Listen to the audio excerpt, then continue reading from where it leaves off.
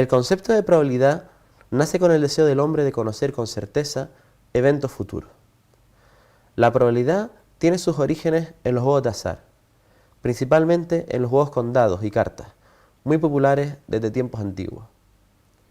Las primeras aplicaciones de teoría de probabilidad tratan de resolver el problema de distribuir ganancias entre jugadores cuando el juego se interrumpía, antes de finalizar.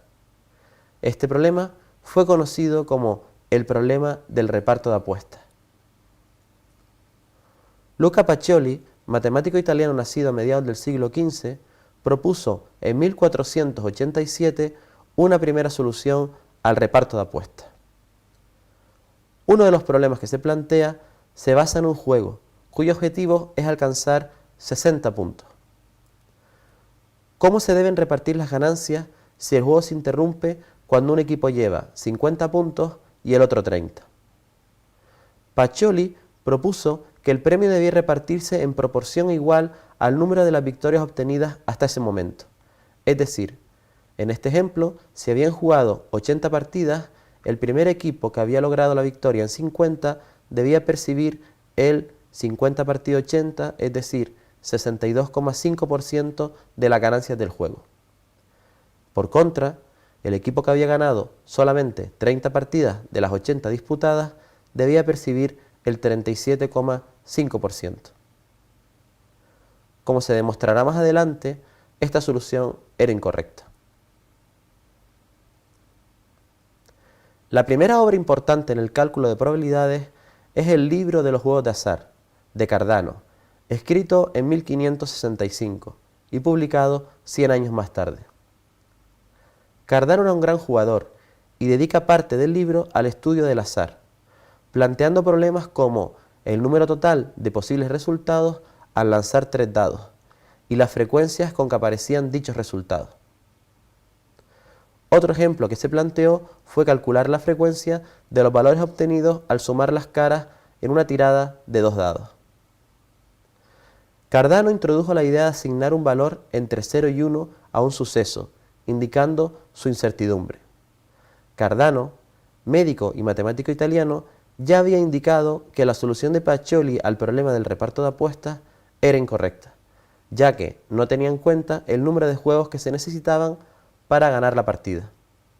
Propone una alternativa, pero dicha alternativa solo era válida para algunos casos particulares. Tartaglia también aborda el problema del reparto de apuestas. En 1556 publica un libro sobre aritmética, criticando la solución de Pacioli, y pone como ejemplo que si un bando ha logrado 10 puntos y el otro ninguno, la solución sería dar todo el premio al primer bando, lo cual parece incorrecto. Galileo Galilei también se dedicó a resolver problemas sobre dados. En su obra titulada Sobre la puntuación en tiradas de dados, calculaba de cuántas maneras diferentes se puede lograr cada una de las puntuaciones posibles, de 3 a 18, al lanzar 3 veces un dado. La teoría de probabilidades experimentó un gran avance en Francia a mediados del siglo XVII, con la correspondencia mantenida entre Pascal y Pierre de Fermat. Antoine Goumbaud, jugador compulsivo, pidió a Pascal que resolviese el problema del reparto de apuestas. Pascal y Fermat lo resolvieron por métodos distintos. El acierto de ambos fue considerar que el reparto se debía hacer en función de la probabilidad de ganar de cada jugador en el momento de interrumpirse el juego. Pascal realizó además importantes aportaciones al análisis combinatorio en su obra Tratado sobre el triángulo aritmético, donde se define por primera vez el famoso triángulo de Pascal. Pascal llegó a aplicar los razonamientos probabilísticos a la teología y trató de demostrar la existencia de Dios. Su argumento era el siguiente: ¿Dios existe o no existe? Si no existe, da igual creer en Él que no creer. Sin embargo, si existe, no creer provoca la condena eterna, mientras que creer lleva al paraíso. Por tanto, una persona razonable actuará como si Dios existiese, aunque crea que la probabilidad es pequeña. Muchos matemáticos de la época continuaron los trabajos de Pascal y Fermat, pero merece ser destacado Jacob Bernoulli, ya que fue el primero en dar la definición clásica de probabilidad, en su obra El arte de predecir.